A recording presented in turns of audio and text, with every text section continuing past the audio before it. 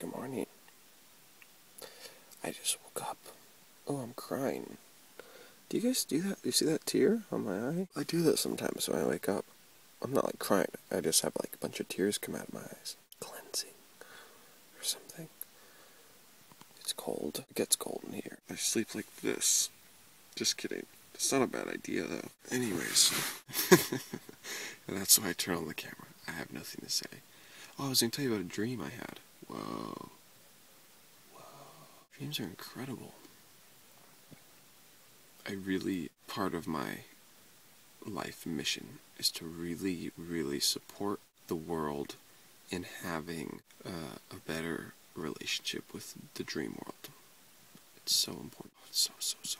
And a lot of you might ask, or a lot of you have asked before, and I'll say it again. What's my number one tip for lucid dreaming and better dreams and better relation with your dreams and better remembering? Making your sleep into a ceremony. Even if that just means one simple thing, like you tap yourself on the nose every time before you go to bed and you go, I have a lovely relationship with my dreams and I love it. And then you go to bed. That's all you did. That would help. But make it into a ceremony. I drink a glass of water, I light sage, I meditate, I do some crystal stuff, I do some grid work around the bed. It helps a lot. Every single night. Do the same thing. And if there's ever a night where I don't do it or I forget, there's also something that I do just as soon as I get into bed and close my eyes. I do a little meditation there. That helps a lot as well. So I hope that helps you guys too. It feels good.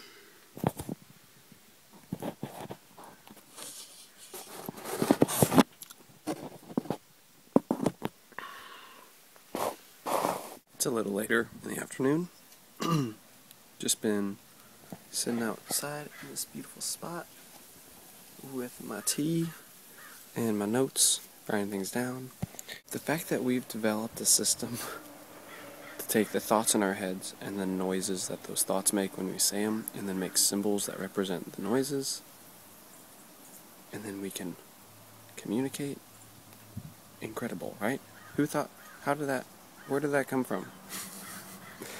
We can do that. How intricate. I was like writing out the word empowerment and I almost misspelled it, and I was noticing that whole dynamic happening in my head of like, what am I what's the resource that I'm like, or the source that I'm checking that information with, like how it's spelled and what that noise, the empower, and I know how to spell the word. That's the funny part too. I just kind of brain farted for a second, but it's like, whoa, we were so awesome to be able to do that. It always reminds me of that scene in The Dark Crystal where they get to that old sacred ground and the little elfling is showing the girl the writing on the wall, and she's like, writing? What's writing? And he said, they're words that stay. And it's so cool. I don't know. It just reminds me of that. Anyways, writing some more stuff for the book. You guys know about the book, right? How to be empowered by everything. That's the name of the book. It's going to be incredible. It's going to literally like cover the who, what, where, when, why, how. Like everything. It's just going to be the everything book.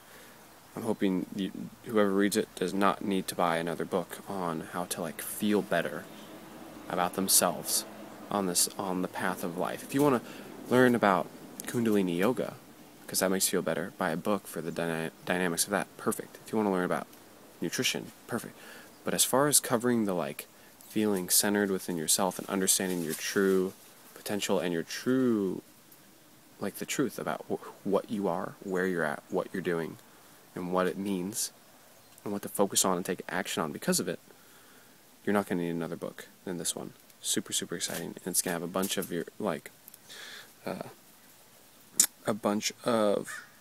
your guys' input, like literally, if you have a great example that you think will benefit a lot of people of something you're going through that is disempowering you, and maybe you already know how to be empowered by it, maybe you already are now, but if you want to send it to me, if you just think it'd be a good example in the book, you're smart, you know what I mean by that, just something that is universal enough that it'll connect with a lot of people, right?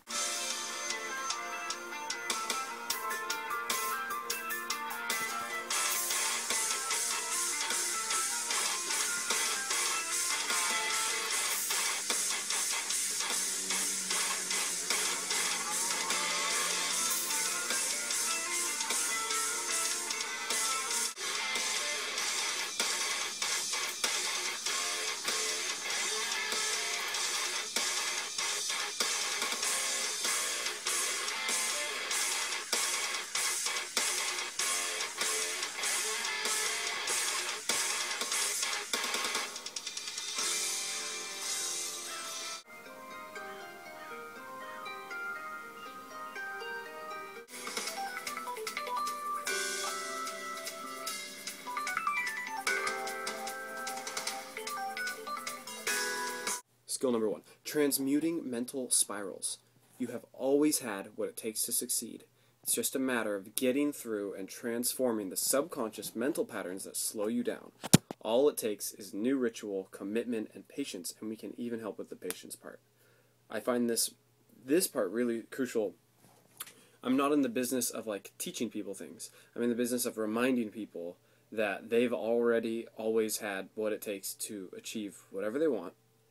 The only thing getting in the way, it's like you don't have to learn something new to achieve your goals. You have to unlearn the newest thing, which is like these fake, disempowering mental programs that we picked up over the last few thousand years with government and media and just society structuring us in a way to constantly disempowered, so we become, consumers. So we become consumers. Disempowered, so we become consumers. So it's really about just figuring that out and getting through it to move forward. You don't have to like learn that many new skills. It's pretty naturally makes sense how to be a leader and how to communicate and collaborate. Those are natural things. Skill number 2, proper mind mapping. How do you get all of your cosmic genius out of your head into the 3D world? How do you store it? How do you share it? How do you review it? If you want to activate your life, you must be in full clarity with action plan in hand and resources to educate others with. It's like what I was saying before. It's really a matter of now using our left brains enough and correctly to map out the boundaries in which our right brain creativity and healing can just come through and just have this beauty. It's like, right, defining the banks of the river so that the water can flow. Skill number 3, embodying truth. Your cellular structure is even running subpar.